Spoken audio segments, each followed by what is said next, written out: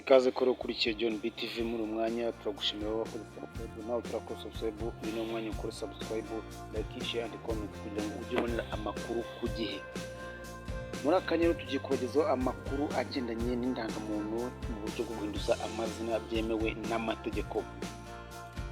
Ni serivisi ikenerwa na benshi iby'ingenzi bisabwa ngo umuntu yemererwe guhindura izina.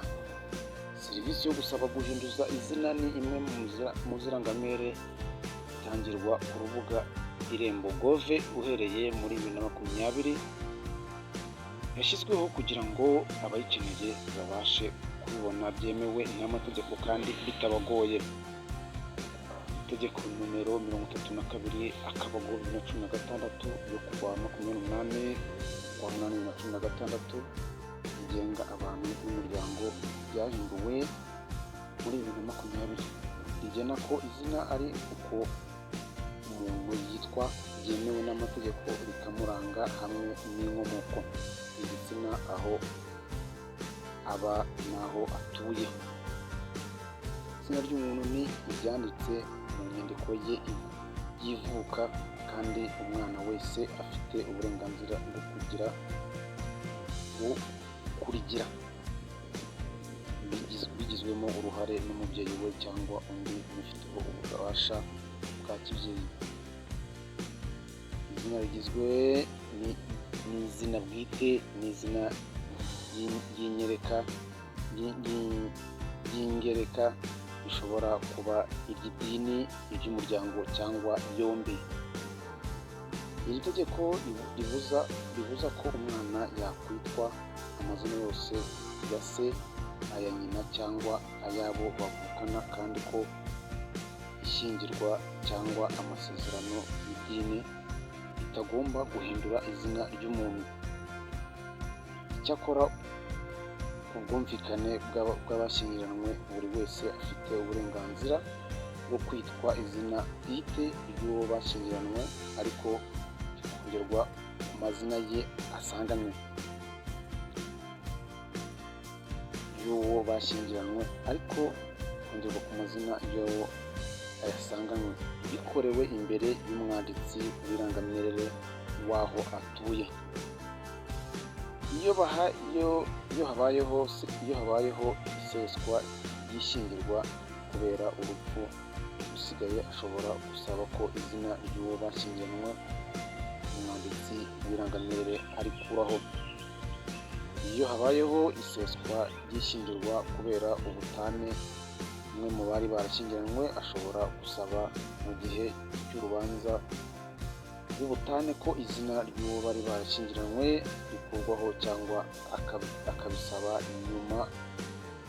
Uwifuza ko uwo bashyingiranywe yamburwa izina rye yitiriwe, baba bakiri kumwe cyangwa batari kumwe cyangwa baratanye, abisaba umwanditsi w'irangamimerere w'aho batuye. Atabyumvikanaho n'uwo bashyingiranywe akabiregera mu rukiko rubifitiye ububasha. Iyo uwari warahawe izina ry'uwo bashyingiranywe yifuje kurihindura, abikora mu buryo busanzwe bwo guhindura izina. Ikindi ni uko gukoresha izina ry'amasezerano y'idini byemerwa iyo bikorewe imbere y'umwanditsi w'irangamimerere w'aho ubishaka atuye. Icyakora izina ry'amasezerano y'idini ryiyongera ku izina usanganywe bigatangirwa icyemezo giteganywa n'itegeko rya minisitiri ufite irangamimerere mu nshingano ze. Iyo habayeho iseswa ry'abasezeranywe y'idini, uwiswe izina kubera ayo masezerano ashobora gusaba umwanditsi w'irangamimerere kubikuraho yitwaje icyemezo giteganywa n'itegeko rya minisitiri ufite mu nshingano irangamimerere. Impamvu zishingirwaho mu kwemerera umuntu guhindura izina. Dosiye yo gusaba uburenganzira bwo guhinduza izina imara iminsi 7 kandi yishyuzwa ukurikije amakuru agaragara ku rubuga Irembo. iyi serivisi yongewe ku rutonde rw'izitangirwa ku rubuga Irembo muri 2020, uyisaba ayishyiraho uyisaba ashyiraho iyandiko y'igenezerwe z'imigereka zishimangira ibimenyetso by'impamvu atanga asaba, agasobanura impamvu zituma asaba guhinduza izina, akanagaragaza izina asaba kwitwa. Inyandiko z'imigereka zirimo bivuga ko usaba fotokopi y'indangamuntu, fotokopi y'urwandiko rw'abajya mu mahanga ku muntu utuye hanze y'u Rwanda, n'inyandiko imuha uburenganzira bwo kuba mu gihugu avuga ko atuyemo. Hari kandi inyandiko y'ishyingirwa iyo ubusabe bwo guhindura izina bushingiye ku ishyingirwa, n'izindi nyandiko y'indangamanota, ikarita y'abatisimu cyangwa ifishi y'inkingo iyo ari umwana. Usaba bamwohereza ibaruwa imwemerera guhinduza amazina azakoresha atangaza mu igazeti ya leta no mu bitangazamakuru. Iyo birangiye hatangwa icyemezo cyo guhinduza amazina byemewe n'amategeko, kikishyurwa ibihumbi 20 by'amafaranga y'u Rwanda. Usaba bamwoherereza icyemezo kizakoreshwa mu guhinduza ibitabo binyuranye by'irangamimerere.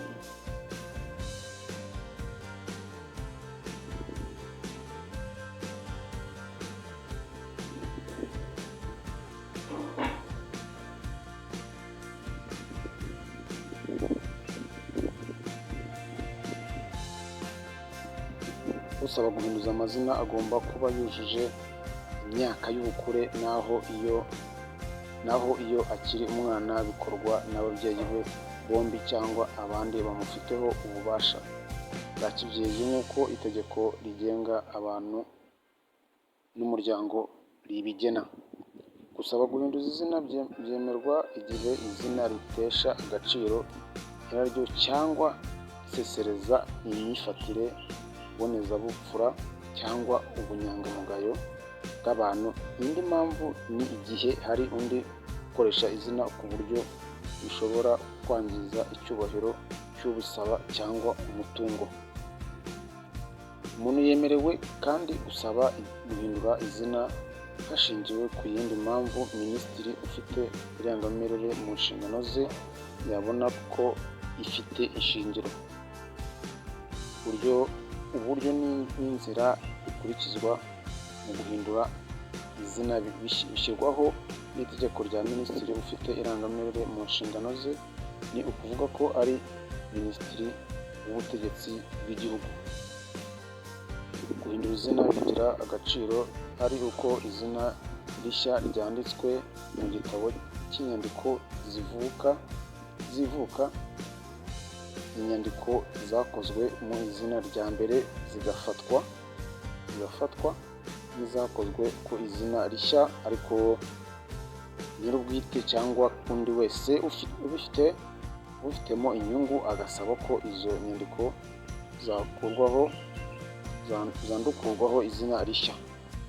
Amakuru agaragara mu igazeti ya leta yerekana ko ugereranyije abamaze gusaba guhindura izina kuva uyu mwaka wa 2023 watangira, usanga impuzandengo y'abemererwa buri kwezi ari abarenga 200.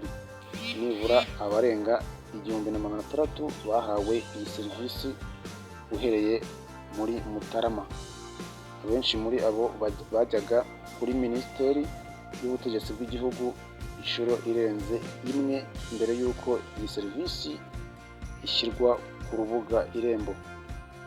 Abayikenera usanga ari abifuza guhindura amazina, abifuza kongera cyangwa gukura izina mu yo bari basanganywe, n'abifuza ko mu mazina yabo hongerwamo izina ry'uwo bashakanye cyangwa se izina bahawe n'idini.